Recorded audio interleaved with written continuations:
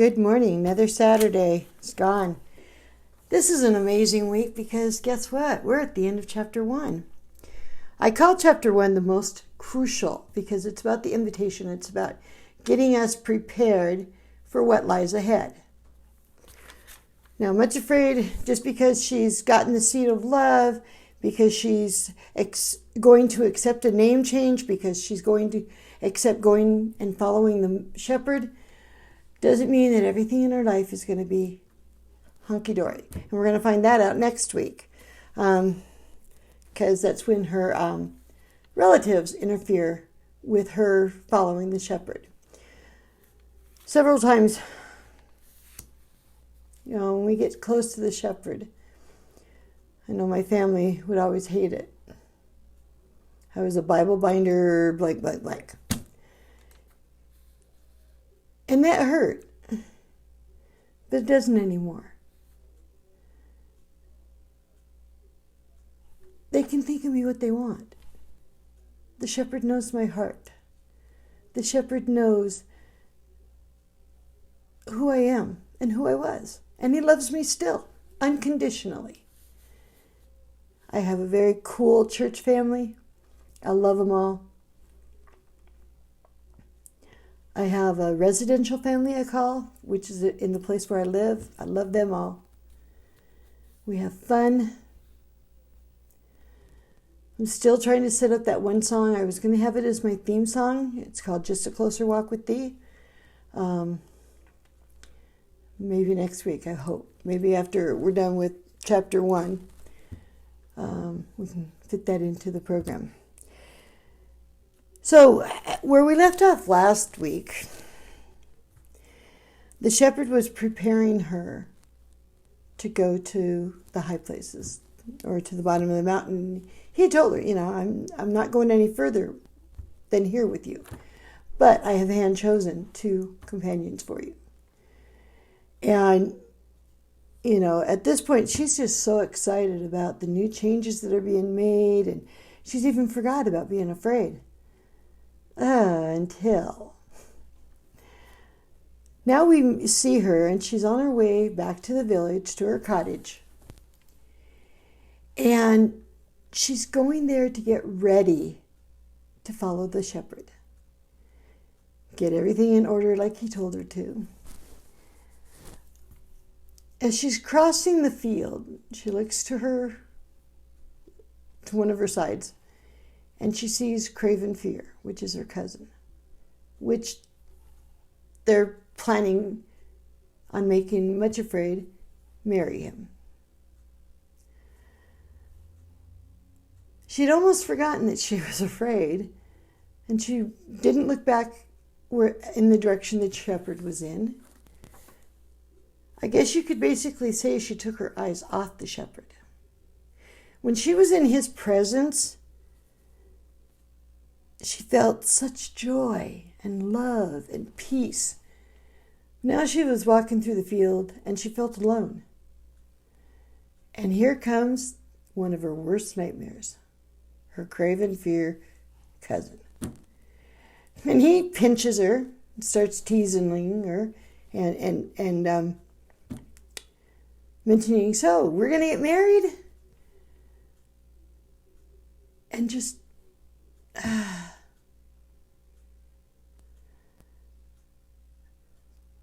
sends her back into that fear mode. Now, she thought that was all gone when the master had given her the seed of love, but it's never really gone. If we take our eyes off of the Lord and we don't focus on what he can do for us, that fear goes in us and it cancels out love. Now, we've talked about love casteth out all fear. But as I was reminded in my sleep again, the Lord told me, he goes, yeah, love does cast out all fear. But fear casts out love if you allow it to. Now, when I woke up and started thinking about that, I thought, so if I'm afraid, then I don't love? No, that's not what he means.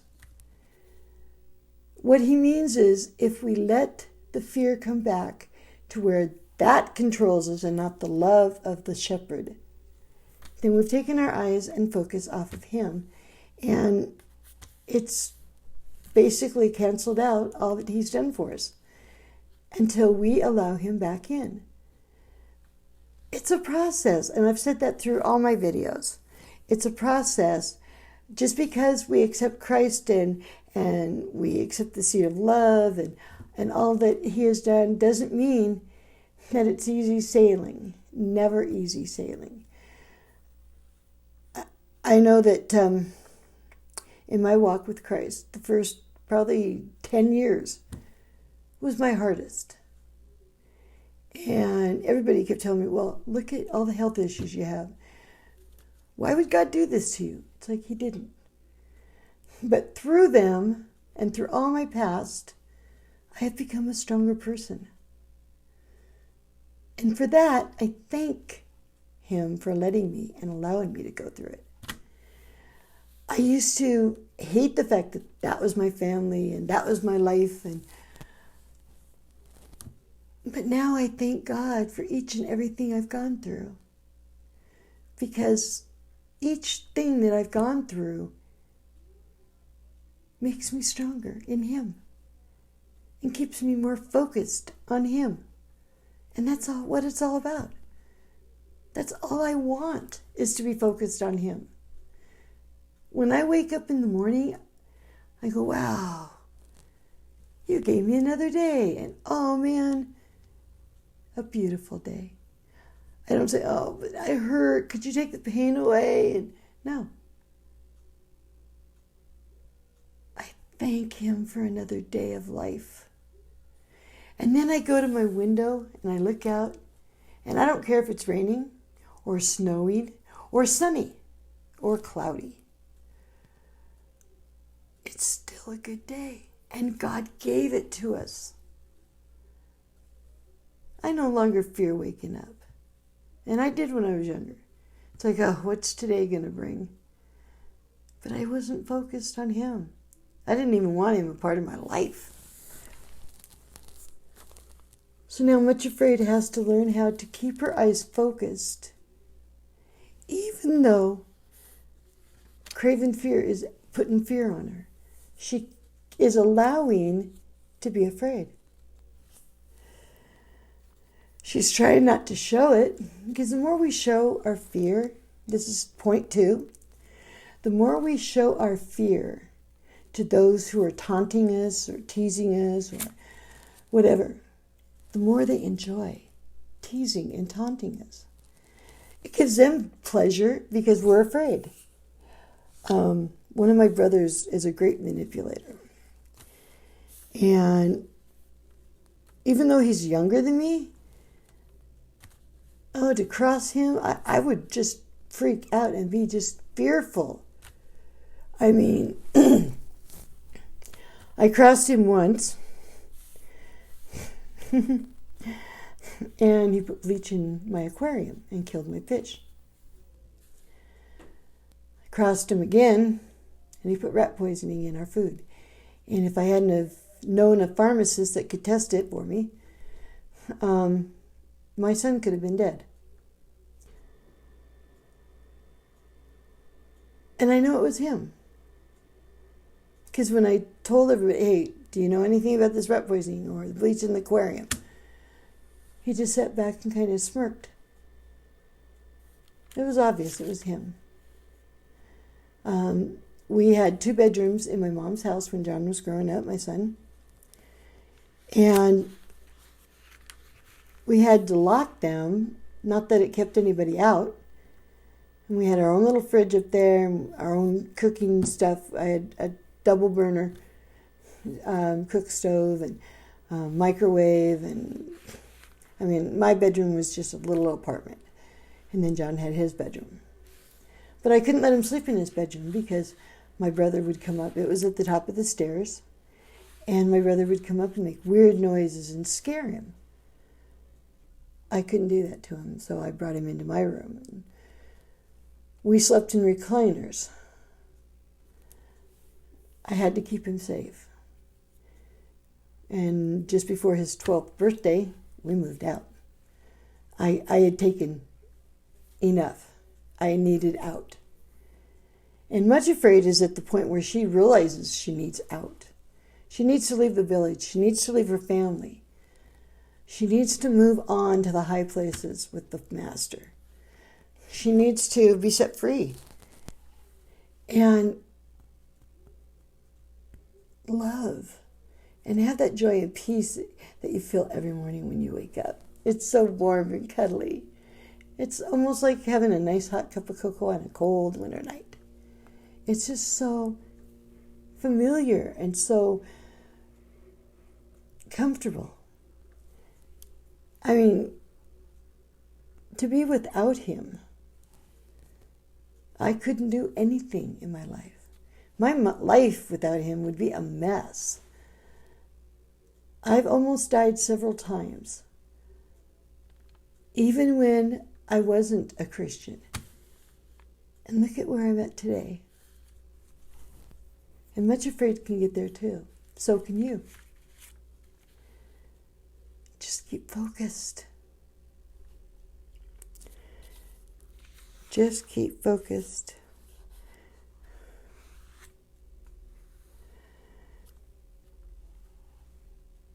Keeping focused keeps the fear out. And if the fear is being cast out, it's not impossible to overcome. I mean, we all get afraid of something.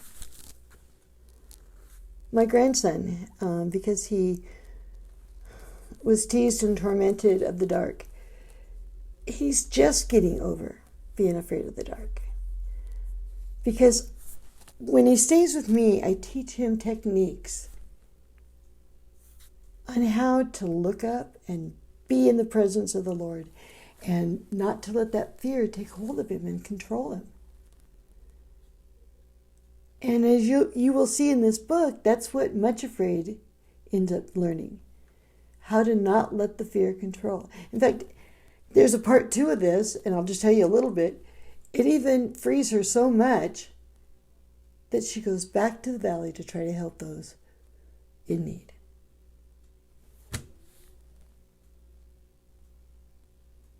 I tried.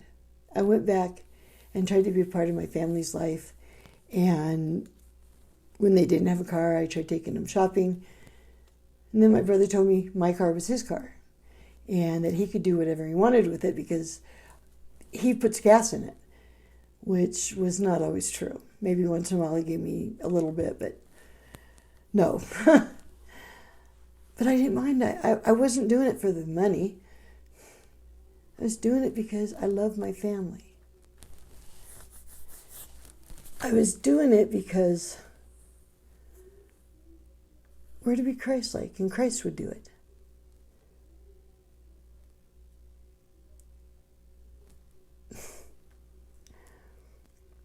You know, every time I think about being Christ-like,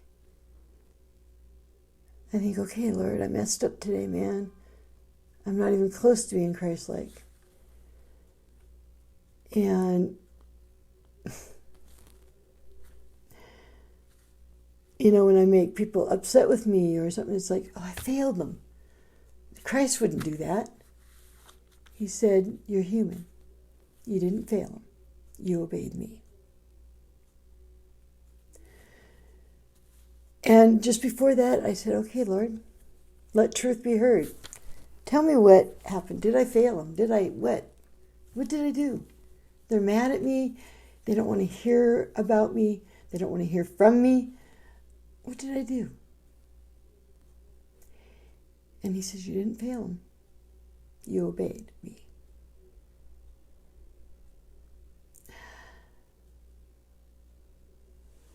The closer I get,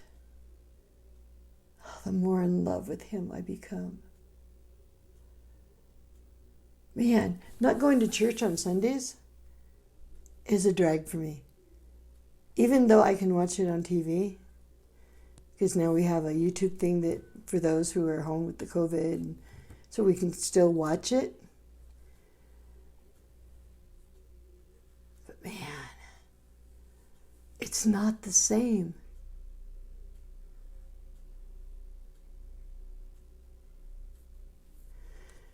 We're at the end of the chapter, which is the invitation. We've gone through spiritual warfare, we've gone through forgiveness, we've gone through love, and now it was love versus fear, and now it's fear versus love. Which will you choose? Will you choose to keep your eyes focused? I hope so.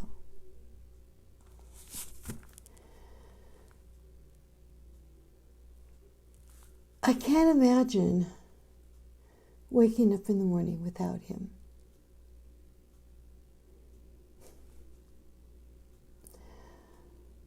I can't imagine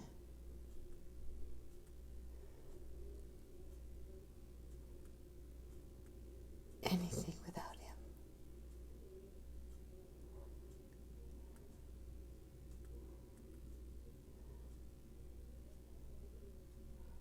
He is my everything. How about you? Is he your everything?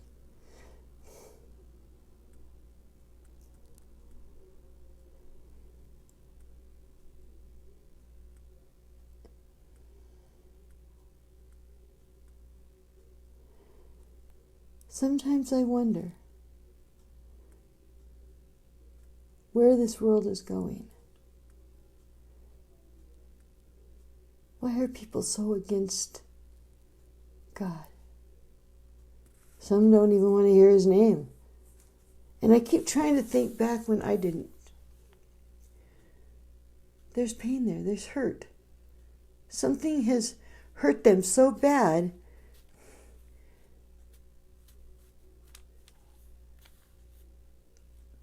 that they can't accept his love, unconditional or otherwise. And they can't accept anybody else's love either. Now, Much Afraid is lucky because she is willing to love and be loved. In fact, she wants it. She is waiting to take this journey with the two companions that the shepherd has chosen for her, and to get to where he's at, to finish the journey with him.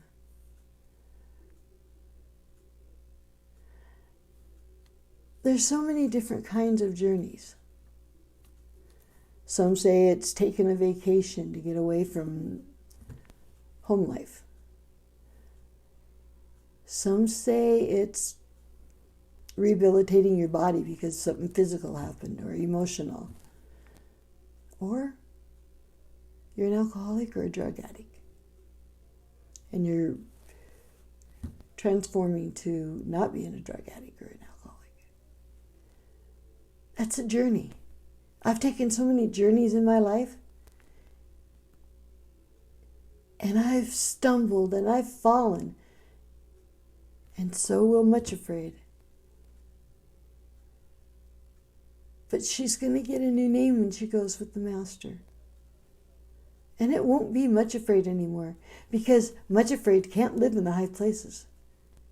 It's got to be a new name. A more positive name, if you will. It's got to be more like she is now, or going to be. My life in the past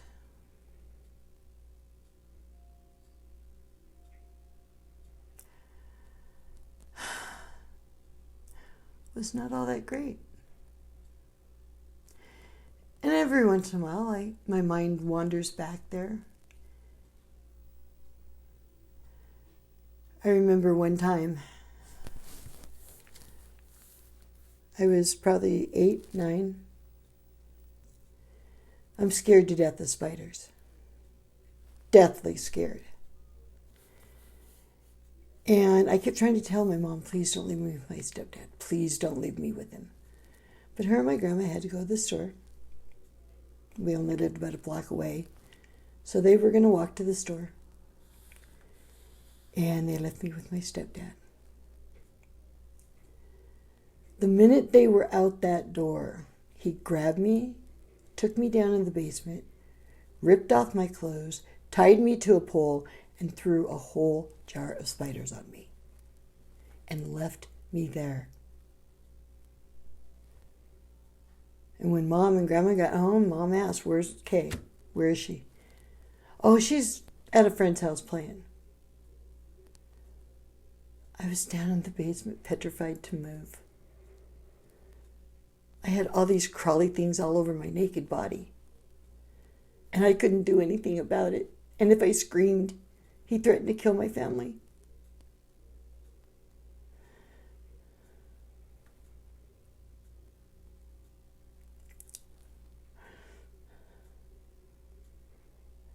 I hated him so much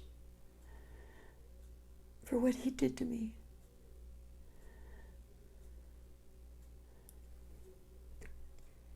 But I forgave him too. Probably about 6 months before he died. I forgave him.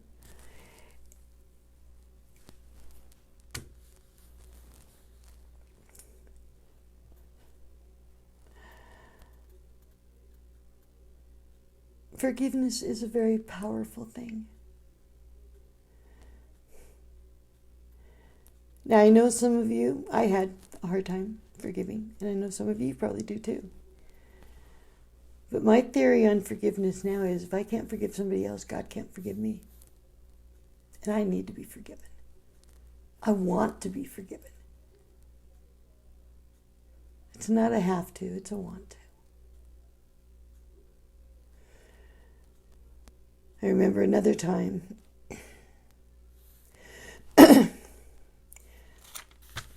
we were eating dinner, and one of my brothers is very picky, and he can hold his food in his mouth for 24 hours if I have to, just to keep from swallowing it. And he was a very picky person, and my stepdad picked up his plate and rubbed it in his face, knocked him down on the ground, and hit him in the stomach with his fist. I started yelling at him. I was so angry that he would even do that he cornered me into a corner. So I called him a rapist. I was mad at him. I was angry with him. And he punched me in the mouth with his fist, full force. And my mom watched and let him do it and said that it was my fault because I had crossed him.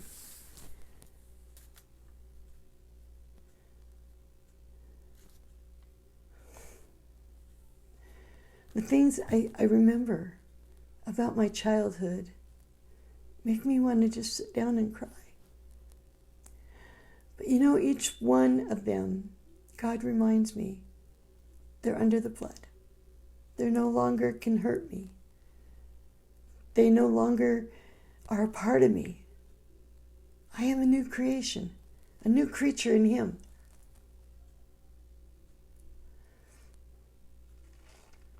And because of that, and because He lives, I can face tomorrow. Because He lives, all my fear of my past is gone. And I know who holds tomorrow. And I know who holds my hand. If there's any doubt in your life of where the end of your life is going, have a talk with the shepherd. Tell him your fears. He'll listen.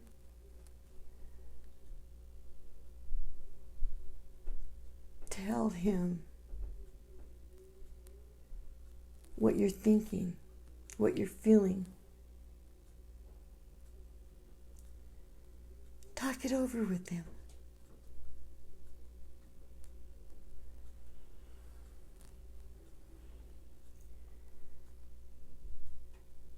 He will understand.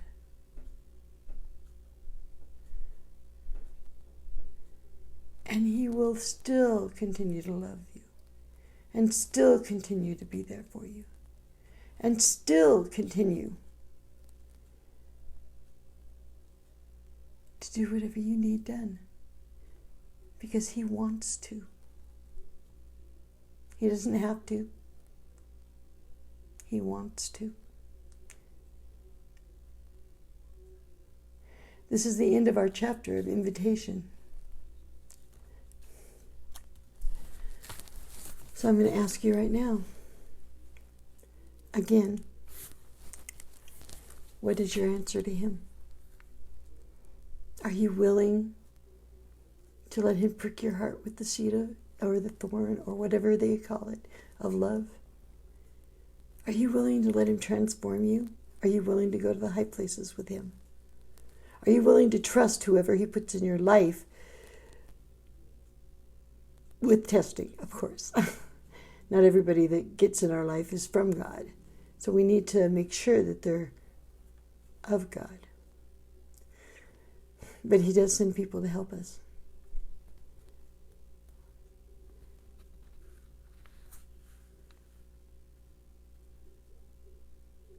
What is your answer to Him?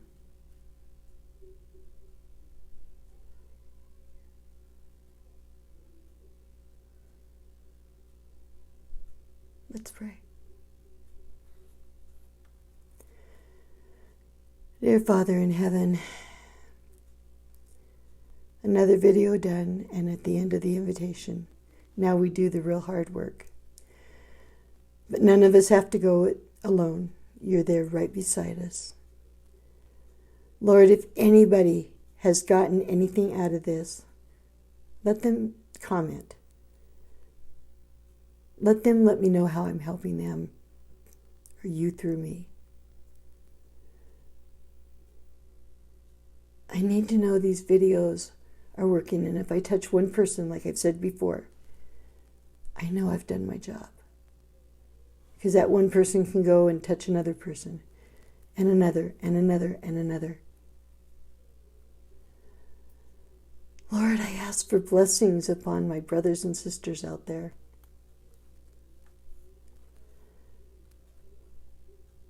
There's a lot of people out there hurting, and all for different reasons.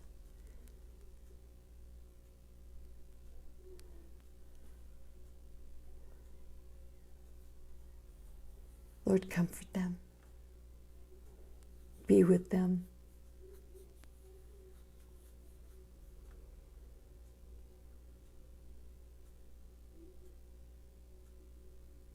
Let them feel your nearness. Let them feel your presence. We are people in your presence. Without you, we're nothing. In Jesus' name I pray. Amen.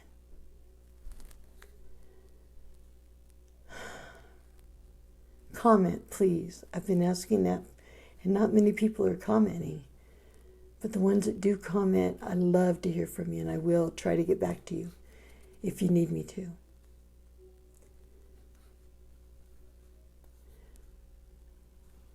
I want healing for you. I want you to find the peace and the joy that I have found.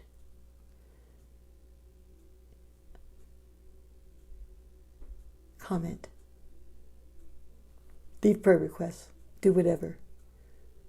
Let me know. Until next week. Thanks for watching. And God bless.